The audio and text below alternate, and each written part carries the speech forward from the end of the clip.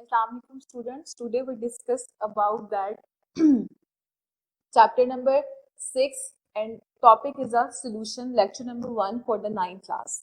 First of all we discussed about that the solution, what are the solution, ये definition हम छोटी classes में 6, 7, 8 में भी पढ़ के आ चुके हैं.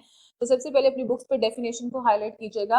A homogeneous mixture of two or more substances or components. Components भी हम कह सकते हैं कि हमारे पास homogeneous mixture होगा of two or more component और substances का, तो वो क्या कहलाएगा? Solution कहलाएगा. अब जब हमारे पास solution बनता है तो solute plus solvent मिक्सअप होते हैं और मिलके क्या बनाते हैं? Solution बनाते हैं. अब हम सोल्यूशन को प्रॉपर्ली डिफाइन करते हैं. हमारे पास डेफिनेशन में 2 हाइलाइट्स हैं. Number 1 is that homogeneous and number 2 are the mixture. सबसे पहले हम होमोजीनियस को जो है वो करेंगे और हम सबको पता है कि होमोजीनियस जो है वो हमारे पास क्या है? That are the type of a mixture, जो कि हम प्रीवियस चैप्टर में भी पढ़ के आ चुके हैं, चैप्टर नंबर 1 में. और हमने उसमें 2 टाइप ऑफ सोल्यूशन पढ़ा, 2 टाइप ऑफ सोल्यूशन पढ़ा था. Number 1 is that the homogeneous and number 2 are the heterogeneous. अब होमोजीनियस हमारे पास क्या है? Homogeneous is a uniform composition throughout. जिसकी यूनिफॉर्म कंपोजिशन होगी थ्रू आउट वो क्या कहलाएगा? होमोजीनियस कहलाएगा. अब सेकेंड जो हमारा पॉइंट है डेफिनेशन में, which is a mixture. Mixture क्या है? हम ये भी फर्स्ट चैप्टर में पढ़ के आ चुके हैं कि मिक्सचर की डेफिनेशन क्या है? When 2 or more substances mix up, combine, mix up भी कह सकते हैं, combine physically without fixed ratio, कि वो कंबाइन होंगे फिजिकली लेकिन उनकी कोई भी फिक्स रेशो नहीं होगी, वो क्या कहलाएंगे? मिक्सचर कहलाएंगे. इसकी छोटी सी एग्जांपल लेते हैं कि अगर मेरे पास, हम ये भी बीकर है, हमारे पास ये सिंपल ग्लास ऑफ वाटर है, तो हमने उसके अंदर 2 टेबलस्पून जो है वो शुगर ऐड कर दिया है. और इसी तरह से हमारे पास सेम ग्लास ऑफ वाटर है, हमने उसके अंदर 3 टेबलस्पून जो है वो शुगर ऐड कर दिया है. तो इसमें हमारे पास अगर आप देखें तो फिक्स रेशो नहीं थी. यहाँ पे 2 टेबलस्पून था और यहाँ पर 3 टेबलस्पून था, लेकिन जब ये मिक्सअप हुए तो इन्होंने क्या बना के दिया? हमें सोल्यूशन ही बनाकर दिया. अच्छा, उसके बाद हम ये भी पढ़ेंगे, थोड़ा सा रिवील करते हैं अपने उसको टॉपिक को, विच इज अ कंपाउंड. अब कंपाउंड क्या है?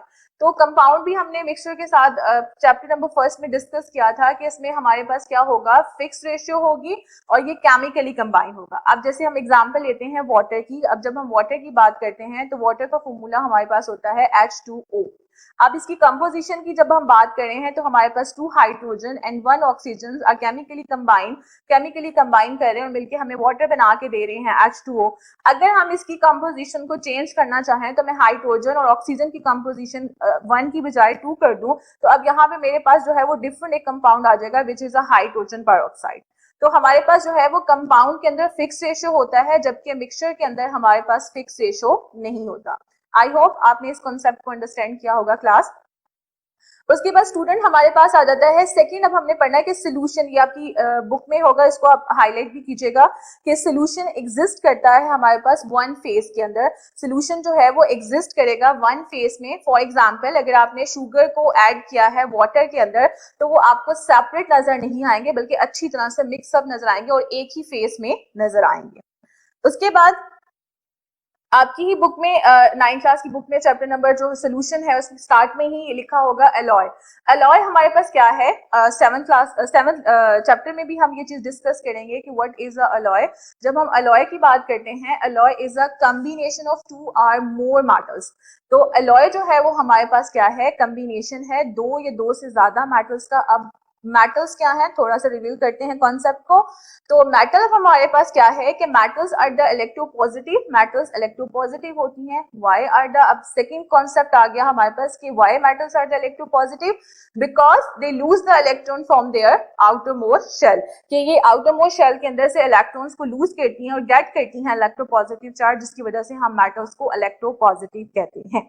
अब मैंने यहाँ पर आपको बताया कि alloy is a combination of 2 or more metals.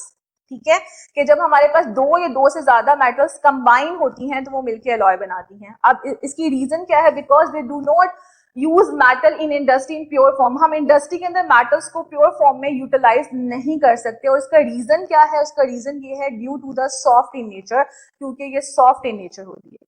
अब आपके पास एक एग्जाम्पल भी होगा और उसको आप एमसीक्यू पॉइंट के लिए हाईलाइट कीजिएगा. मैंने यहाँ पे भी मेंशन किया हुआ है brass is a mixture of zinc and copper. Brass जो है वो मिक्सचर है हमारे पास जिंक एंड कॉपर का। अब आपको पता है कि जिंक भी मेटल है और कॉपर भी मेटल है, ठीक है। अब ये जिंक और कॉपर जब आपस में मिक्सअप होंगी, जब हम इनको मिक्सअप करेंगे तो ये हमारे पास, और क्योंकि मैंने अब ऊपर आपको बता चुकी हूँ कि मेटल जो है वो being a very soft in nature है, इन दोनों को जब हम मिक्सअप करेंगे तो ये हमें एक कॉम्बिनेट बना के देगा विच इज अ ब्रास, जो कि मोर स्ट्रॉन्गर होगा as compare to the zinc and copper के। तो ये एमसीक्यूज आता भी है पेपर्स में कि ब्रास जो है वो किस चीज का कॉम्बिनेशन है। तो brass is a mixture of a zinc and a copper. उसके बाद हम डिस्कस करेंगे properties of the solution. Properties of solution को डिस्कस करेंगे। जब हम प्रॉपर्टी ऑफ सोल्यूशन की बात करते हैं तो there are the two properties of the solution. Number one, it show the property of its components. जब भी कोई सोल्यूशन बनेगा तो वो अपने कंपोनेंट्स की प्रॉपर्टीज को शो करेगा। And number two, it has a variable composition, और उसकी कंपोजिशन वेरिएबल मतलब एक से ज्यादा भी हो सकती है।